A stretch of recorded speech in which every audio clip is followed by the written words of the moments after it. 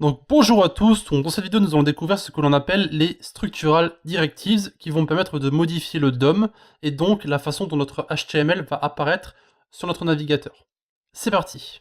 Il existe 3 Structural Directives et nous allons en voir un seul dans cette vidéo puis les 2 autres dans la prochaine. Donc nous avons ngIf, ngFor et ngSwitch. Dans cette vidéo nous allons parler du premier, donc ngIf. Donc de retour sur notre éditeur ici, si vous n'êtes pas encore dessus, nous allons un peu modifier notre code et enlever ce dont nous n'avons pas besoin. Donc ici, on va enlever notre code ici, celui-là, et on va enlever notre fonction que nous avions auparavant. Voilà. Du coup, on se retrouve avec un seul élément dans notre composant, donc notre H2 ici. Donc ce qu'on va faire, c'est qu'on va ajouter quelque chose de très simple, on va ajouter notre ngIf à notre élément H2. Donc on va mettre une étoile avant, et on va mettre ngIf, n'oubliez pas la majuscule, et on va mettre ici true. Donc la première chose à faire est de définir si notre élément sera visible ou non en utilisant un booléen que nous avons ici. Donc si j'allume mon terminal et que je ouvre mon localhost ici sur mon navigateur, voilà, on peut voir que j'ai toujours ma console qui tourne, hein. Vous pouvez voir que mon titre est toujours là.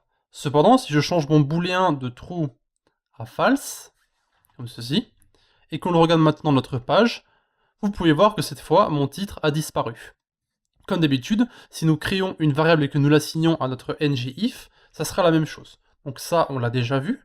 On va créer ici, au-dessus de notre constructeur, une variable qu'on va appeler public show title. On va mettre cette fois-ci true.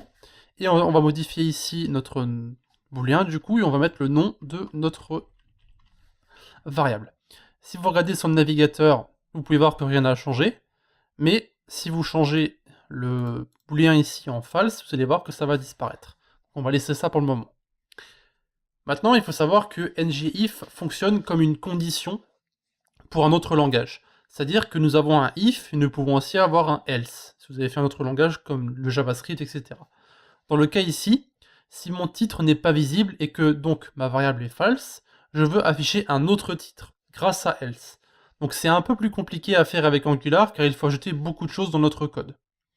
Alors, ce qu'on va faire, c'est qu'on va commencer par ajouter un else à notre premier élément et le nom que portera notre else. Vous allez voir de quoi je parle dans un instant. Donc ici, ce qu'on va faire, c'est qu'on va mettre un point virgule et on va mettre else other title. Donc ça sera le nom de notre else. Maintenant, nous allons devoir enfermer notre nouveau template HTML à l'intérieur d'une balise qui se nomme ngTemplate. Et c'est ici que nous allons justement donner le nom de notre else. Donc on va sauter une case ici. On va mettre ngTemplate. On va mettre ici other title, qui est en fait le nom du else que nous avons donné au-dessus. On va mettre notre autre titre ici, qui sera, voici notre titre, peu importe le nom que vous mettez ici, hein, /h2, et on va mettre notre ngTemplate ici. Voilà. Ce qui va se passer ici, c'est très simple. Si ma variable est true, alors mon premier titre s'affiche. Si elle est false, c'est le deuxième titre qui s'affichera. Donc on va faire un petit test. Donc pour l'instant, ma variable est true, donc normalement c'est mon premier titre qui va s'afficher. Voilà. Puis si on change notre booléen de true à false ici, vous allez voir que c'est mon deuxième titre qui va être affiché.